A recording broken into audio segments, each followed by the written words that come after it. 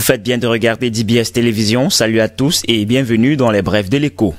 En s'adressant à la jeunesse camerounaise dans sa traditionnelle allocution du 10 février, veille de la célébration au Cameroun de la fête nationale de la jeunesse, le chef de l'État Paul Biya a esquissé un bilan du plan triennal spécial jeune mis en place en 2016.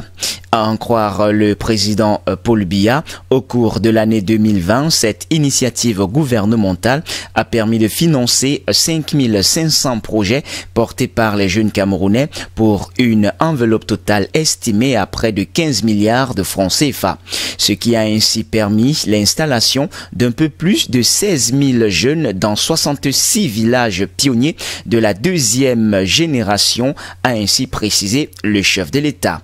À en croire certaines sources, ces performances relevées par le chef de l'État auraient pu être encore plus importantes, n'eurent été les écueils auxquels se heurte l'implémentation de ce programme d'automisation de la jeunesse et de développement de la petite économie. La principale difficulté dans l'exécution du plan triennal spécial jeune demeure la mise en disposition des financements. Cette difficulté se traduit à la fois par la lenteur dans le virement ainsi que par l'insuffisance des allocations, souffle ainsi une source proche du dossier.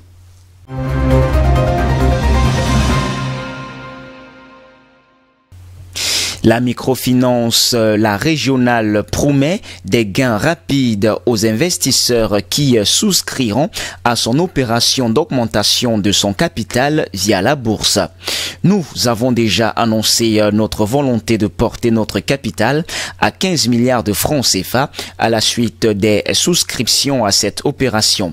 Mais d'ici 3 mois, ceux qui auront souscrit pourront se retrouver avec des actions supplémentaires par incorporation de la prime d'émission, a ainsi expliqué Charles Rollin Obang Ekat, administrateur et directeur général de cette entreprise dans un échange avec les journalistes. La pratique de l'augmentation du capital par incorporation des primes d'émission est connue. Elle permet en effet de rémunérer les actionnaires tout en renforçant les fonds propres de l'entreprise. Mais dans le cas présent, le manager n'a pas donné plus de détails sur cette distribution d'actions gratuites. Les investisseurs, notamment les plus petits, seront attentifs à ce mode de distribution d'actions pour voir s'ils sont éligibles. La régionale se défend aussi de ce qu'une fois devenue banque, elle aura accès à d'autres opportunités de services et pourra ainsi élargir sa base de revenus au-delà de ce qu'une simple structure de microfinance peut faire. Ces responsables croient savoir que, dans ce contexte, la demande pour ces actions augmentera et fera progresser leur valeur. Cette position a aussi été défendue par Financia Capital, qui arrange d'ailleurs l'opération.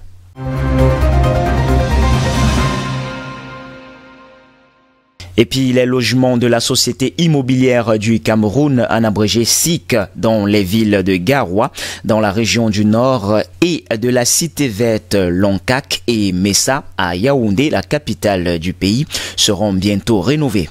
C'est à la faveur d'un appui financier d'un montant de 2 milliards de francs CFA mis à la disposition de la SIC par ONU Habitat. L'accord a été confirmé le 9 février 2021 par le directeur exécutif adjoint d'ONU Habitat, Victor Kissob, qui a d'ailleurs effectué une visite dans certains camps de la SIC dans la ville de Yaoundé. Ce dont permettra de redonner un coup de neuf au logement de la Société immobilière du Cameroun, la SIC, dont les installations datant parfois de 40 ans ne payent plus de mine pour défaut d'entretien et de rénovation. Cette situation est elle-même consécutive aux difficultés financières de cette entreprise publique spécialisée dans la promotion de l'habitat social, mais que la quête d'un équilibre financier oriente de plus en plus vers le logement au standing.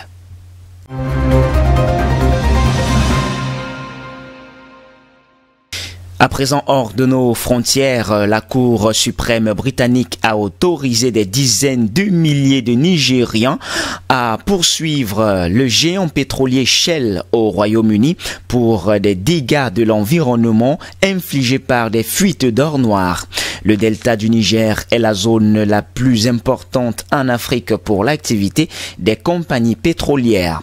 Ils sont au total 42 500 villageois du delta du Niger à avoir saisi la Cour suprême britannique afin de faire condamner le géant Shell pour son exploitation pétrolière peu respectueuse de l'environnement.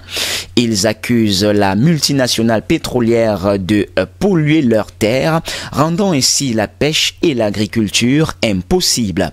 Leur plainte a été entendue puisque la plus haute juridiction du Royaume-Uni considère qu'il y a matière à procès. Ce jugement vient contrer deux précédentes décisions de tribunaux londoniens qui avaient refusé d'être saisis. Mais la haute juridiction relève notamment la structure verticale du groupe enregistré au Royaume-Uni. L'éventuel jugement de la Cour suprême pourrait non seulement ouvrir la voie à des indemnisations et contraindre Shell à nettoyer les sols de son pétrole, mais elle marque également un tournant majeur pour la responsabilité des multinationales, comme le souligne le cabinet d'avocats Legday, qui défend d'ailleurs les plaignants.